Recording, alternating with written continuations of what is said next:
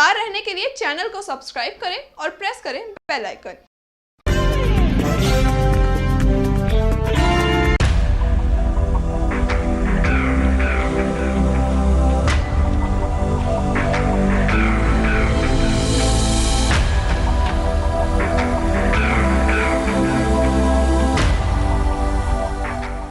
पूरे देश में लॉकडाउन 2.0 चल रहा है। जहां करोड़ों लोग अपने घरों में रहकर लॉकडाउन का पालन कर रहे हैं, तो वहीं लाखों लोग अपने घरों से बाहर अन्य राज्यों में फंसे हुए हैं। देश पर कोरोना की आफत ऐसी पड़ी कि मजदूरों को अपने घर लौटने का मौका भी न मिला। जब देश में लॉकडाउन 1 लागू हुआ तो मजदूर पैदल ही अपने घरों की ओर निकल पड़े। कुछ लोगों को यह भी उम्मीद थी कि 14 अप्रैल को लॉकडाउन खुलेगा और वो अपने अपने घरों को लौट जाएंगे, लेकिन बढ़ते कोरोना के कहर ने सरकार को लॉकडाउन 2.0 लगाने पर मजबूर कर दिया। भारत में लॉकडाउन को अब 3 मई तक और बढ़ाना पड़ेगा।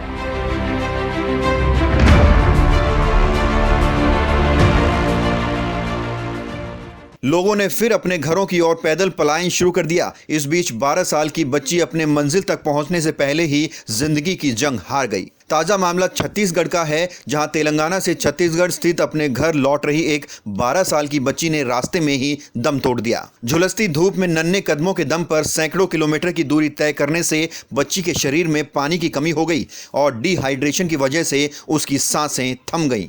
मिली जानकारी के अनुसार इस बच्ची का नाम था जमलो मकदम। उम्र थी 12 साल और ये मिर्च के खेतों में किसानी करती थी। जब 15 अप्रैल से लॉकडाउन 2.0 शुरू हुआ तो ये मासूम अपने एक समूह के साथ पैदल घर लौट रही थी। 3 दिनों तक पैदल चलने के बाद सभी ने 150 किलोमीटर की दूरी तय कर ली थी, लेकिन 18 अप्रैल की सुबह घर पहुंचने से 50 किलोमीटर पहले ही बीजापुर के पास बच्ची के कदम हमेशा हमेशा के लिए रुक गए। अंतर्गत आदेड़ ग्राम के 11 लोगों में से जो कि तेलंगाना मिर्ची तोड़ने गए थे, उनमें से एक बच्ची थी जिसकी उम्र लगभग 12 साल थी। ये 15 तारीख से ये पेरूर के आसपास जो कि अपने तालोगड़ा बॉर्डर से लगभग 15 किलोमीटर की दूरी पे है, तो वहाँ से निकले थे और 19 तारीख को यानी 18 तारीख को सुबह लगभग ये हम लोग के बॉर्डर जो एरिया है वो एंटर करने के बाद में 8-9 बजे इसकी डेथ हो गई थी।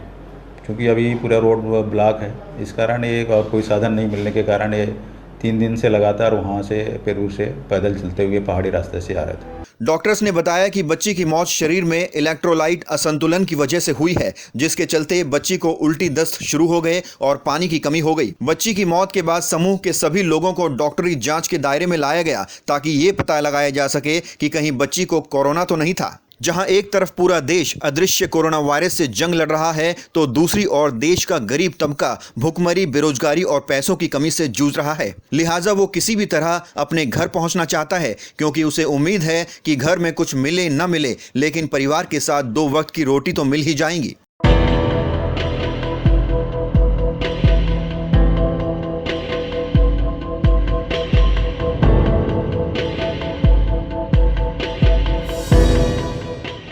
लेकिन लॉकडाउन के चलते रेल, मेट्रो, हवाई यात्रा सबके चक्कों पर ब्रेक लगा हुआ है। इसीलिए मजदूरों का एक बड़ा काफिला पैदल ही अपने घर की ओर रवाना हो गया है। कुछ राज्य सरकारें अपने प्रवासी मजदूरों के लिए वापसी के लिए अभियान चला रही हैं, लेकिन ये काम बड़े स्तर पर नहीं किया जा सकता, क्योंकि इससे कोरोना संक्रमण के फैलने का खतरा ज्यादा है।